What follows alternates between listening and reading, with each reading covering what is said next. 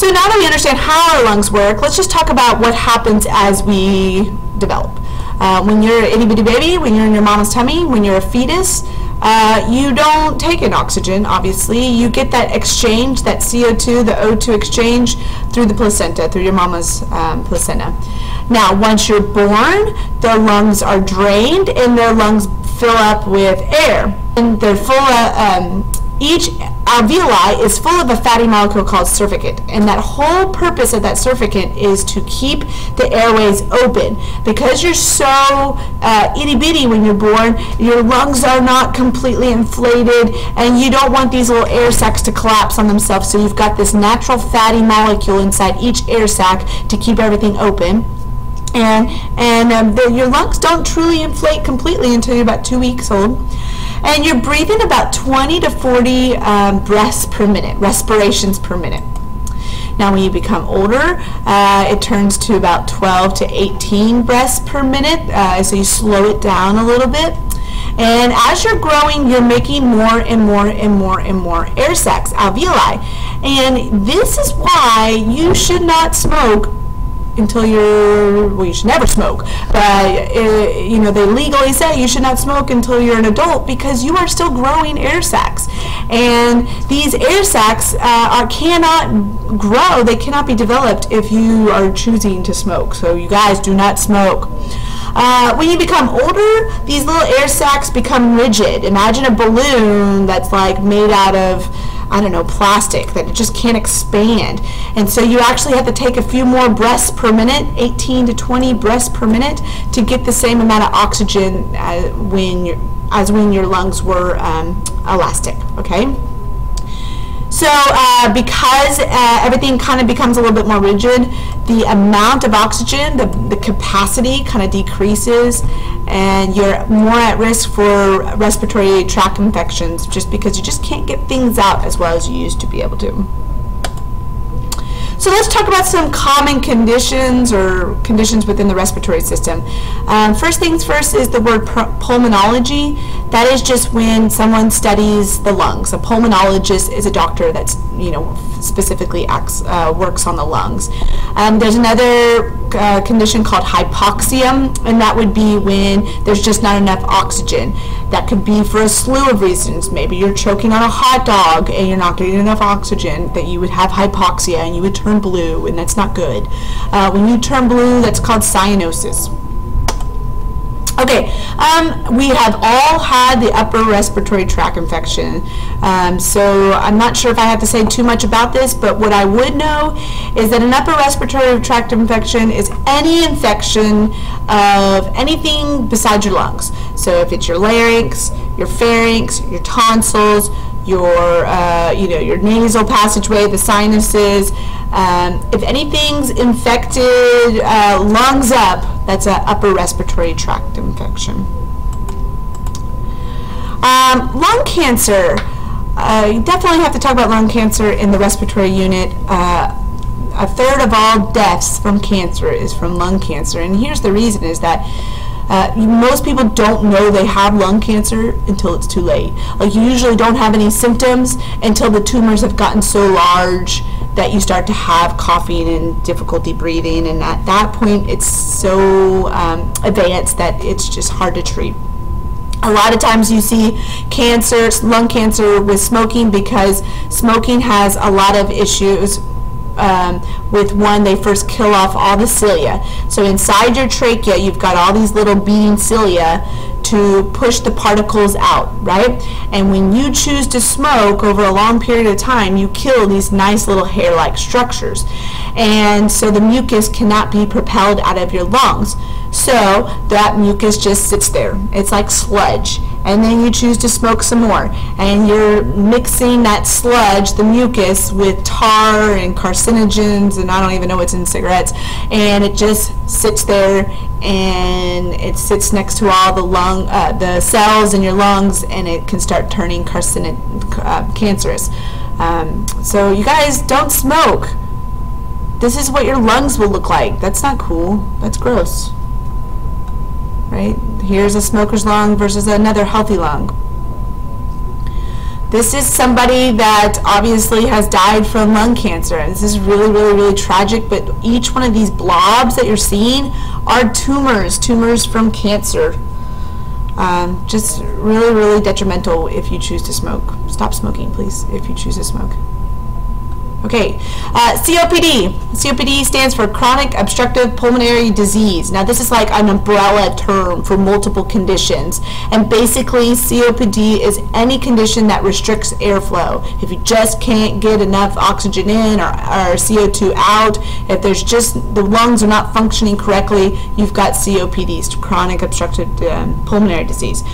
A lot of times you have coughing, wheezing, shortness of breath associated with this, and a lot of times it's linked with smoking. Smoking is just so rough on your respiratory system that over time you can cause so much damage that you have limited airflow. Here's the issue with COPD. People with COPD, you know, it's concerning because they can't get enough oxygen in, but more concerning is that they can't get the CO2 off. They can't get the CO2 out of their bloodstream, and so all this CO2, which is a waste product, just builds up in the blood, builds up in the blood, builds up in the blood, and over time their blood literally becomes acidic. And you can imagine, you don't want like acid blood on your brain and on your kidneys and your liver. It's super, super dangerous. So something that you want to definitely take care of. There's two common types of COPD. The first one would be emphysema. Emphysema, what happens with emphysema is that the alveoli sacs become super rigid, meaning they just lose all elasticity, and a lot of times they break down, and so where you once had maybe 100 air sacs, now you just have one big one. So you end up with like holes in your lungs, and so you don't get that nice gas exchange anymore because you don't have all these all the surface area for the gas exchange to occur. You've got these pockets where air still can come in and out. You just don't get that nice release of CO2 so that you can breathe out. So individuals with emphysema actually have a lot of difficulty exhaling, and so they breathe like this. They go, it's called pursed lips.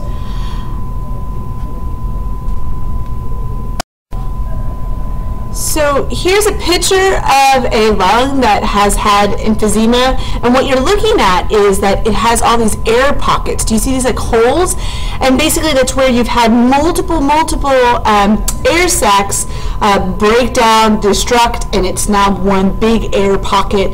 And you can imagine there's just not that nice exchange, less surface area, less ability to exchange the oxygen, the CO2, and so these people just really can't get all the CO2 out of their bloodstream because they just don't have as much ability to have that gas exchange. Chronic bronchitis is the other type of COPD, and in chronic bronchitis, people have lots of inflammation, lots of swelling and redness within the lungs, and it's full of mucus, all this extra mucus, and so the airway is actually constricted. It's restricted from an adequate airflow, and so you just don't get enough oxygen in, and also you just don't get enough CO2 out. Also with COPD, with bronchitis, these individuals have a lot of coughing because there's extra mucus and they're trying to get that mucus out of their lungs, so there's lots of coughing. And cyanosis. Remember, cyanosis is when you turn blue, because with bronchitis the individuals just can't get enough oxygen in, and so their tips of their fingers and their lower extremities can start to turn blue because they're just not getting an adequate oxygen supply. I like this picture because here you can see what a normal bronchi looks like. It's open, it's clear, air can go in and out freely. Whereas in bronchitis, the airway is swollen, it's red, it's full of mucus, it's just a narrower path, and so you just can't get adequate airflow. Now, if you have ever had bronchitis, you've probably had acute bronchitis. Chronic bronchitis is what elderly people get, and it's just, you know, it's chronic, it's forever. Acute bronchitis is caused by a virus, bacteria. However, it's the same effect. If you've ever had bronchitis, this is what your bronchial trees look like. They were just full of mucus, and they were swollen, and you just were having breathing issues. So you same symptoms as bronchitis, except for with acute bronchitis, it lasts for maybe a couple weeks, usually treatable with some antibiotics if it's bacterial, if it's caused by a bacteria. But very, very similar, except for chronic bronchitis is chronic, it's for a long period of time. Pneumonia is another common respiratory condition, and what pneumonia is when all those air sacs, not all, but a lot of the air sacs, the alveoli, fill up with fluid that's usually caused by a virus or a bacteria. Now, you can also see pneumonia caused by a fungi or a chemical exposure to like some, you know, air inhalants or something, but usually it's a virus or a bacteria, and that virus or bacteria causes extra fluid in the lungs. And you can imagine if each air sac is full of a little bit of fluid, they don't get that nice gas exchange, and so individuals with pneumonia have a lot of breathing issues because they're just not getting enough oxygen and CO2 exchange. The way they diagnose pneumonia is they do an x-ray, and what they're looking at the x-ray, if you look at x-ray B, you see all that white? That white is the fluid that's found within the alveoli. So if you look at this picture, here's like a picture of a nice, healthy, open air sac, right? Alveoli. And you can imagine if it's full of fluid, that oxygen's got nowhere to go. You can't get that nice exchange. Asthma. If you've ever had asthma, you know what this one is. This is when your airways just kind of all constrict. This could be for numerous reasons. Allergens, pollen, maybe there's such thing called exercise asthma, where you exercise too much and it causes your constriction. Wheezing, coughing, tightness. That's the symptoms of asthma. And usually, as long as you take a inhaler, it kind of reverses the effects. It acts as a bronchodilator. Bronchio means, you know, the bronchi, and dilator means that they literally just dilate, they open up. Sleep apnea. Now, this is really common in people who are obese, but you also can see it with people with large tonsils or other anatomical issues in their airway. But what happens is when they lay down to go to sleep, that airway gets cut off. And so there will be periods of time, 10, 20 seconds, 5 seconds, where they stop breathing.